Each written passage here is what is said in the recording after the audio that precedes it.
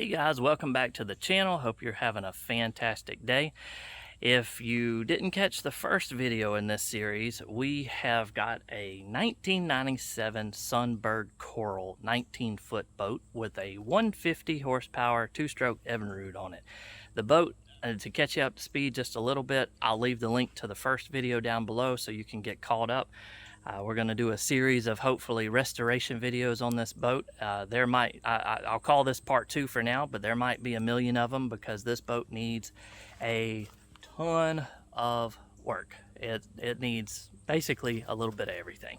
But anyway, this video is dedicated to trying to get this Evinrude 150 turning over and see what kind of shape it's in and whether or not it's going to be worth anything to continue this project. So we're gonna check the spark plugs, we're gonna fog the cylinders. This boat has been sitting for at least 20 plus years. It's only been run, from what I understand, about 3 times maybe, and so the engine hopefully is still in pretty decent shape. I don't know a lot of the other history or backstory to it, so we've got a little bit of maintenance to do before we just hook some fuel to it and oil and try to fire it up. We want to make sure we don't blow it up right off the bat, so we're trying to do a few maintenance steps first.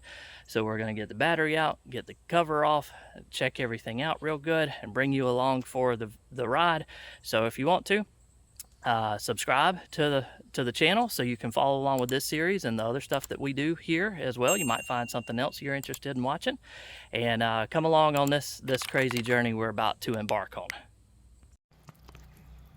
So first things first, we've pressure washed the outside of this motor, try to get it a little bit cleaned up so we can see what we're working with and what's underneath. We're gonna pop the cowling off of it, see what it looks like underneath there, what kind of shape it's in, and then first off we're gonna pull the spark plugs, see if there's any rust on those, what they look like, corrosion, stuff like that.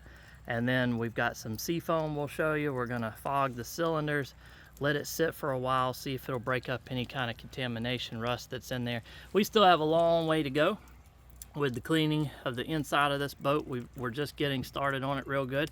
So of course, make sure you check out the original video where we started. But in this video, we're gonna see what we can do with this motor, see if it's gonna be worth trying to salvage. So we got us an Evinrude 150 V6. You can see the 3 on this side, 3 on that side, and we're going to pull the all 6 spark plugs and take a look, see. You know, just looking at this again, we don't know the complete history of everything on this motor and how much it was run. I'm hoping there's an hours meter once we hook the battery to it that'll tell us a little bit more about this. But just looking at it, everything looks really clean, looks pretty good. Doesn't seem to be any signs of rust or corrosion on anything. Plenty of dirt everywhere else, but inside looks pretty clean. And so we're hoping, you know, it's not a total loss. We're going to get the spark plugs out, check them, show you what they look like, then fog these cylinders, let it sit, and then try to turn the crank, fog them again, let it sit, and then see if we can put some juice to it and see what we got, see if it'll turn over or what's happening. So all 6 of them came loose really easily. They weren't in there tight at all. So let's see what we got. That one looks almost brand new. Doesn't have any kind of contamination, no fouling, anything, no rust on it that I can see whatsoever. All right, let's take the second one out. No corrosion really to speak of anything on the outside of the spark plug. That one looks a little darker around the edges and whatnot, but again, doesn't look bad at all. Let's check this bottom one on this side.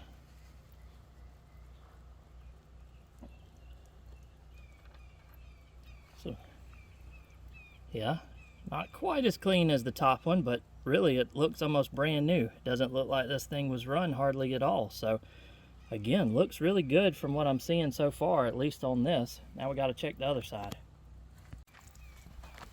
All right, so starting at the top, just maybe a little bit of oil or something on the edges, but looks great there.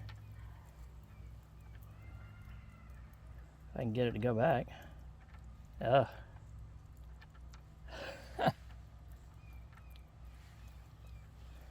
Edit that out.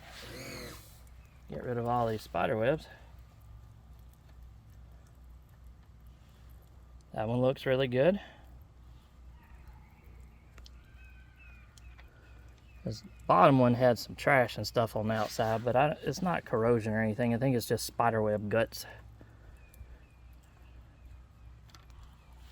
And that one looks good too.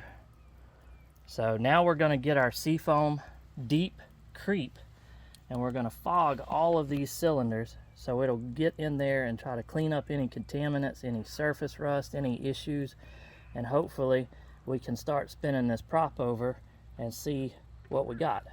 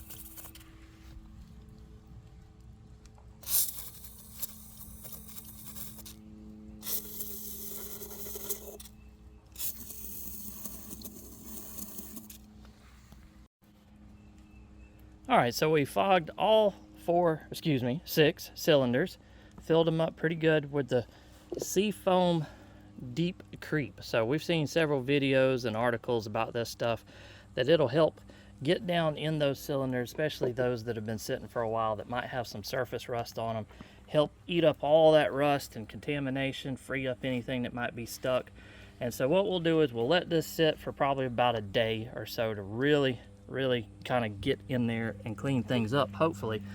Then we'll put this thing in gear and spin the prop and see how easy it is. If we hear any noises or any issues coming from in here, then we'll spin it over about 180 degrees so all the cylinders will move and be, you know, in a different position.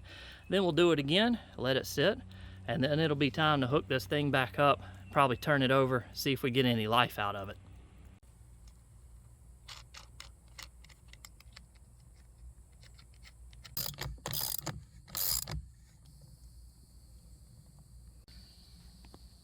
All right, so we got our Die-Hard Marine battery. We've got the wiring for the main power and the auxiliary power hooked up to it.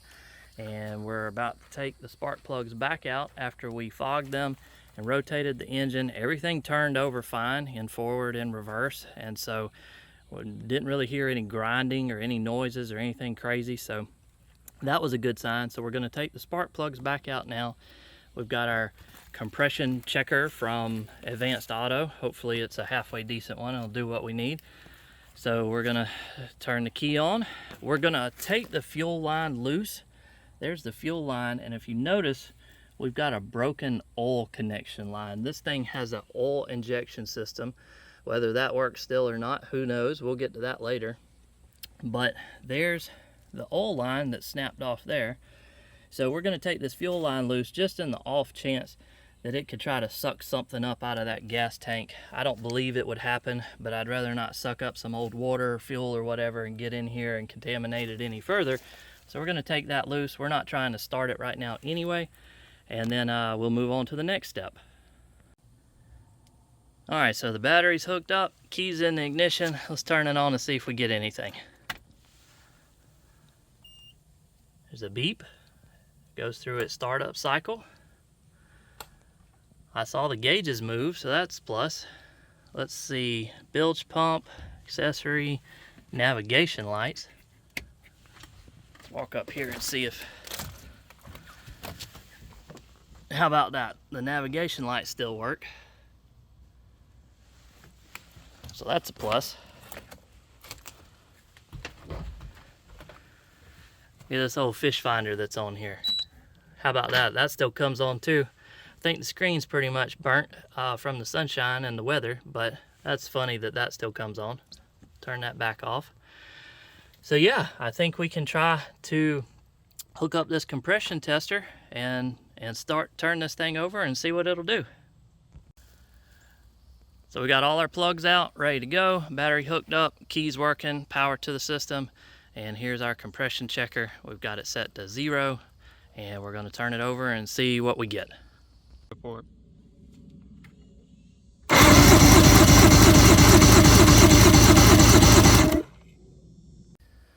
All right, so cylinder 1, we'll call it the top left cylinder, was right at 95 PSI. So we're gonna swap to the next one and fire it up or crank it over and see what we get on the remainders. Hopefully they're all pretty close to each other.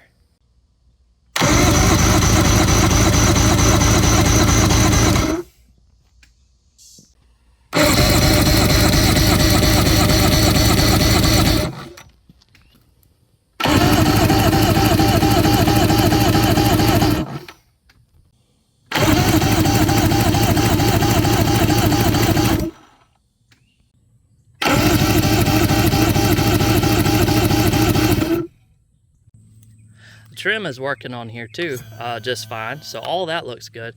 The actuators and whatnot, it bounces a little bit. The actuators, we lubed up with some lithium grease. It's supposed to be waterproof or water resistant, I will say. But we need to check the oil in this pump on the back and check that level, make sure it's got some oil in it. And then of course, we're gonna have to do a gear oil service on the bottom of the foot of the motor. And but not wanting to get too ahead of the game, but we do need to change the oil in the bottom and then see what kind of shape this impeller is in. Those things are just plastic, so I don't know if it's deteriorated or how good it is, or if it's still in one piece in there. But we're gonna see if we can get it to fire up, shoot a stream of water out the back of it so we know it's actually pulling water up and cooling the motor, and then we'll see what we got to do next. Boy, it's hot out here today. I think it's about 95 right now with a heat index of over 100, 105, so sweating to death. But anyway, good results on the compression checker test. We showed you all the different cylinders. I think low was about 95, 92, 95. High was about 105. And so everything's within about 10% of each other. None of them bled down. We let them sit there for a little while. They all held their compression. So far, everything's looking really good. What we've got to do now is get us a portable gas tank. We're not dare gonna even mess with the one in the boat right now. No telling what kind of shape that's in, the fuel sending unit or the fuel pump, any of that stuff. So we're gonna get a portable gas tank for like a John boat. We're gonna hook it to it. We're gonna go through and hook the water to it, of course, and then get some fresh gas and fuel mixture, oil mixture, 50 to 1, to hook to this thing and then actually try to start it. And then if we can get it to start, everything else looks real good. We've got to clean the air box on the front of it. It's got some junk in it, so we'll take that off and clean it. If we can get it to start, we're going to run some Seafoam marine fuel treatment cleaner through it. Hopefully the carbs are not all gummed up and need a bunch of service or work from residual oil and stuff from when it was run and sat for so long. If we can get some fuel moving through it and that fuel treatment, it might clean all that stuff up and run like a top. But so far, we're looking pretty good. So guys, we're gonna go ahead and wrap this video up here for right now. We've got some pieces we've got to order. We've got to get some fuel lines, oil lines, primer bulbs. That broken piece I was telling you about earlier, we got to see if we can find a replacement for that. So we're going to continue all that in the next video, so be sure you subscribe if you want to follow along with the series. I'll leave the link down below to the first video we've done so far, starting the cleaning process. This is obviously the most important thing right now, is to get this motor started, so that's where we're going to continue next. So again, subscribe if you want to follow along with this. We've got all kinds of other stuff on the channel you might be interested in watching and checking out. Leave a like down below if you'd like, or a comment about anything, or if you've done some work to a motor similar like this, or things I might need to watch out for, be on the lookout for. And yeah, coming along on this crazy journey with us. We've got a lot of work ahead of us. What I hope is going to happen in the next video is we get this thing started and getting it running pretty decently. I'm not expecting it to be perfect, but at least get it up and running. and then we can move on to some of the interior. That's probably going to be the absolute longest, most difficult challenge to get this boat actually operational again. But yeah, come along on the journey with us, see where it all ends up and where it takes us. And I appreciate you watching as always. I hope you have a fantastic day. Thanks again. Bye.